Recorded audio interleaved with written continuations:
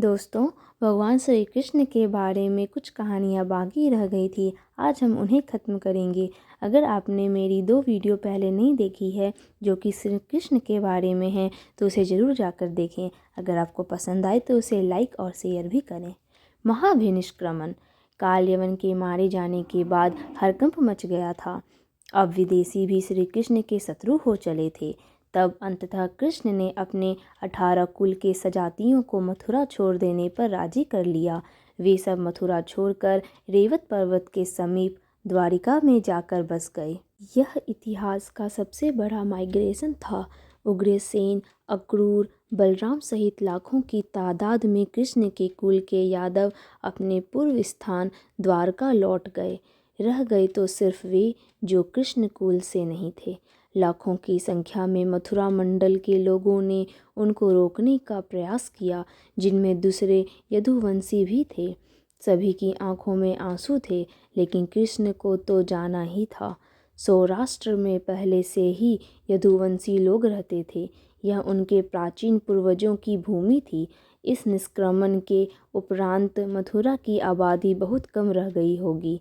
कृष्ण के जाने के बाद मथुरा पर जरासंध का शासन हो गया। द्वारिका में रहकर कृष्ण ने सुखपूर्वक जीवन बिताया। यहीं रहकर उन्होंने हस्तिनापुर की राजनीति में अपनी गतिविधियां बढ़ाई और 8 स्त्रियों से विवाह कर एक नई कुल और साम्राज्य की स्थापना की। द्वारिका वे कुंड के समान थी। कृष्ण की 8 पत्नियां थीं: रुक्मिणी, सत्यभामा, जाम्बवती, मित्रवंदा, सत्या, लक्ष्मणा, भद्रा और कालिंदी। इनसे उनको कई पुत्र और पुत्रियों की प्राप्ति हुई। इसके बाद कृष्ण ने भौमासुर, जिसे नरकासुर भी कहा जाता है, उसके द्वारा बंधक बनाई गई लगभग 16,000 स्त्रियों को मुक्त कराकर उन्हें द्वारिका में शरण दी। नरकासुर प्रागज्योतिषपुर का दैत्यराज था, जिसने इंद्र को हराकर उनको उनकी नगरी से बाहर निकाल दिया था। नरकासुर के अत्याचार से देवतागण त्राहि त्राहि कर रहे थे। वह वरुण का छत्र, अदिति के कुंडल और देवताओं की मणि छीनकर त्रिलोक विजयी हो गया था। वह पृथ्वी की हजारों सुंदर कन्याओं का अपहरण कर उनको बंदी बनाकर उनका शोषण करता था। मुक्त कराई गई ये सभी स्त्रियां कृष्ण की पत्नियां या रखेल नहीं थीं, बल्कि उनकी सखियां और शिष्यां थीं, जो उनके राज्य में सुखपूर्वक स्वतंत्रतापूर्वक अपना अपना जीवन यापन अपने तरीके से कर रही थीं। पांडवों से कृष्ण की मुलाकात।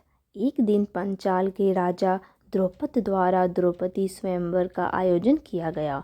उस काल में पांडव के वनवास के 2 साल में से अज्ञातवास का 1 साल बीत चुका था। कृष्ण भी उस स्वयंवर में गए। वहाँ उनकी बुआ कुंती के लड़के पांडव भी मौजूद थे। यहीं से पांडवों के साथ कृष्ण की घनिष्ठता का आरंभ हुआ।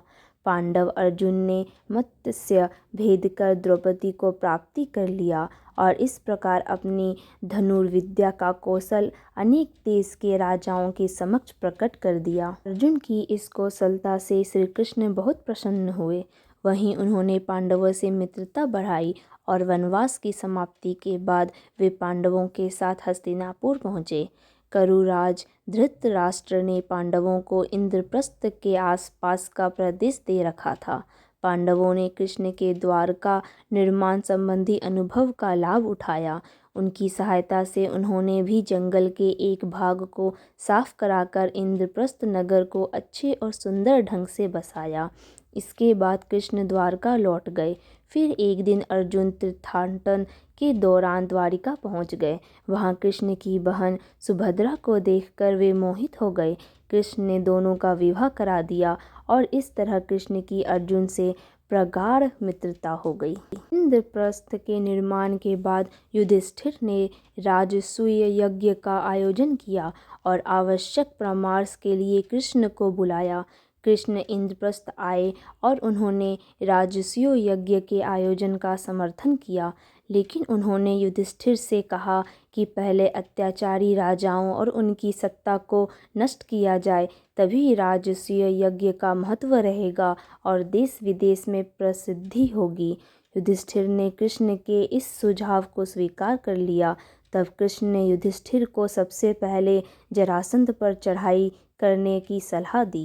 इसके बाद भीम और अर्जुन के साथ कृष्ण मगध रवाना हुए और कुछ समय बाद मगध की राजधानी गिरिब्रज पहुंच गए। कृष्ण की नीति सफल हुई और उन्होंने भीम द्वारा मल्लयुद्ध में जरासंध का वध करवा डाला। जरासंध की मृत्यु के बाद कृष्ण ने उसके पुत्र सहदेव को मगध का राजा बनाया। फिर उन्होंने गिरिब्रज के बंदी गृह में बंद सभी राजाओं को मुक्त किया और इस प्रकार कृष्ण ने जरासंध जैसे क्रूर शासक का अंत कर बंदी राजाओं को उनका राज्य पुनः लौटाकर खूब यश पाया। जरासंध के वध के बाद अन्य सभी क्रूर शासक भयभीत हो चले थे।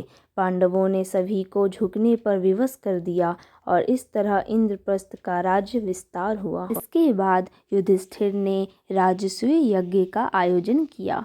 यज्ञ में युधिष्ठिर ने भगवान वेद व्यास, भारद्वाज, सुन्तु, गौतम, असित, वशिष्ठ, च्यवन, कंडव, मैत्रेय, कवस, जीत, विश्वामित्र, वामदेव, सुमति, जैमिन, क्रतु, पेल, पाराशर, गर्ग, वैशंपायन, अथर्वा, कश्यप, धूम, परशुराम, शुक्राचार्य, आशुरी, वितहोत्र, मधुद्वंदा, वीरसेन, अकृतब्रह्मन आदि सभी को आमंत्रित किया। इसके अलावा सभी देशों के राजाधिराज को भी बुलाया गया। इसी यज्ञ में कृष्ण का शत्रु और जरासंध का मित्र शिशुपाल भी आया हुआ था, जो कृष्ण की पत्नी रुक्मिणी के भाई का मित्र था और जो रुक्मिणी से विवाह करना चाहता था। यह कृष्ण की दूसरी बुआ का पुत्र था, इस नाते यह कृष्ण का भाई भी था। अपनी बुआ को श्री कृष्ण ने उसके 100 अपराधों को क्षमा करने का वचन दिया था। इसी यज्ञ में कृष्ण का उसने 100वीं बार अपमान किया, जिसके चलते भारी यज्ञ सभा में कृष्ण ने उसका वध कर दिया। द्वारिका में रहकर कृष्ण ने धर्म, राजनीति, नीति आदि के कई पाठ पढ़ाए और धर्म कर्म का प्रचार किया, लेकिन वे कौरवों और पांडवों के बीच युद्ध को नहीं रोक पाए और अंततः महाभारत में वे अर्जुन के सारथी बने। उनके जीवन की ये सबसे बड़ी घटना थी। कृष्ण की महाभारत में भी बहुत बड़ी भूमिका थी। कृष्ण की बहन सुभद्रा अर्जुन की पत्नी थी। श्री कृष्ण ने ही युद्ध से पहले अर्जुन को गीता का उपदेश दिया था। महाभारत का युद्ध को पांडवों के पक्ष में करने के लिए कृष्ण को युद्ध के पूर्व कई तरह के छल, बल और नीति का उपयोग करना पड़ा। अंततः उनकी नीति के चलते ही पांडवों ने युद्ध जीत लिया। इस युद्ध में भारी संख्या में लोग मारे गए। तभी कौरवों की लाश पर विलाप करते हुए गांधारी ने शाप दिया कि हे कृष्ण, तुम्हारे कुल का नाश हो जाए। आशा करती हूँ कि यह कहानी आपको काफ़ी पसंद आई होगी। अगर आपको कहानी पसंद आई है तो आप इसे लाइक करें, शेयर करें और रोज़ाना कहानियाँ सुनने के लिए यूट्यूब चैनल को भी सब्सक्राइब करें। हरे कृष्णा।